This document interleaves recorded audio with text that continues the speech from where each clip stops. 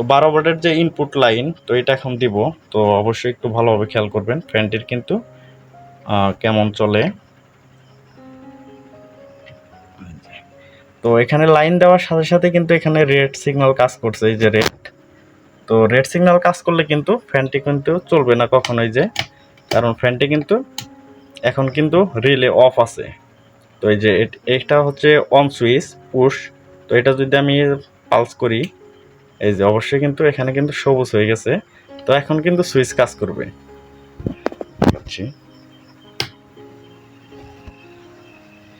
এখন কিন্তু সুইচ কাজ করতেছে।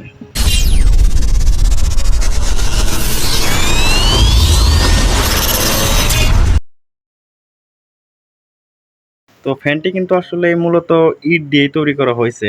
ফ্যানের সবকিছু কিন্তু ইটের। এটা যে ইট, এখানেও কিন্তু ইট দিয়েও তৈরি করা হয়েছে। তো তারপর যেটি দেওয়া হয়েছে সেটি হচ্ছে একটি পিভিসি পাইপ, 1 ইঞ্চি পিভিসি পাইপ দিয়ে কিন্তু তৈরি করা হয়েছে। ফ্যানটির লুক ডিজাইনটাও কিন্তু অনেকটাই সুন্দর।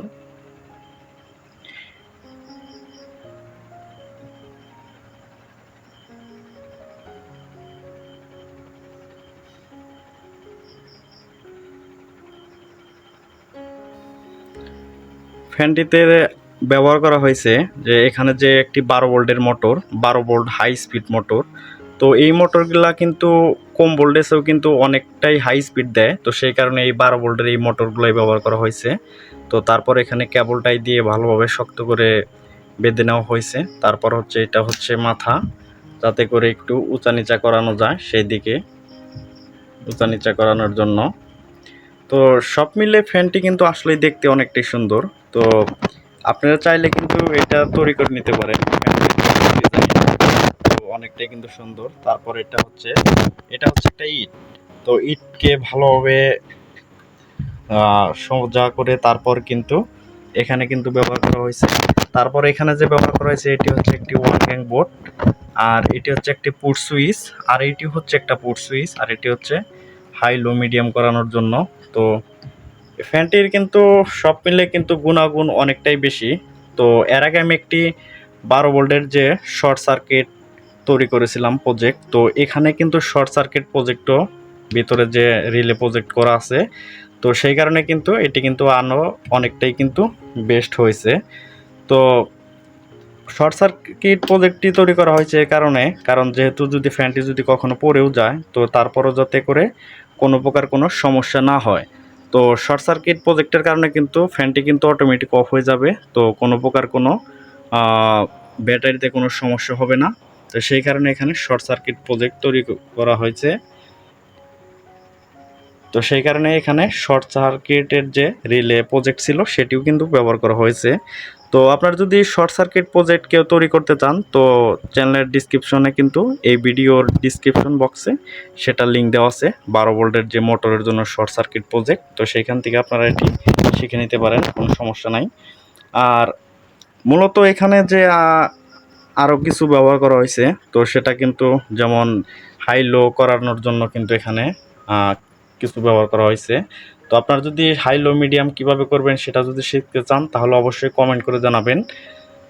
তো যেমন এইটা হচ্ছে যে আমাদের 12 ভোল্টের যে ইনপুট।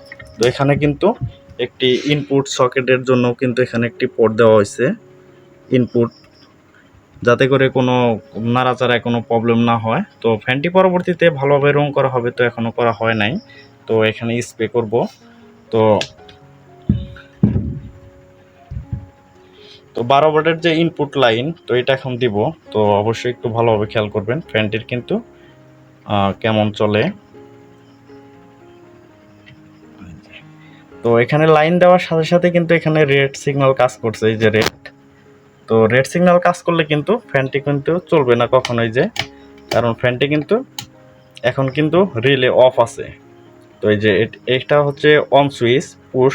তো এটা যদি আমি পালস করি, এই যে অবশ্যই কিন্তু এখানে কিন্তু সবুজ হয়ে গেছে। তো এখন কিন্তু সুইচ কাজ করবে।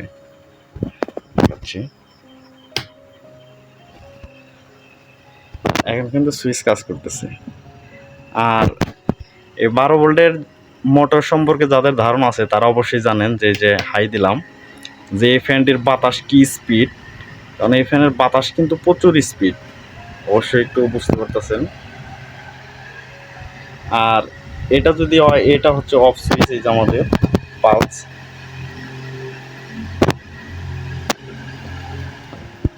ফ্যানটিও কিন্তু অফ হয়ে গেছে।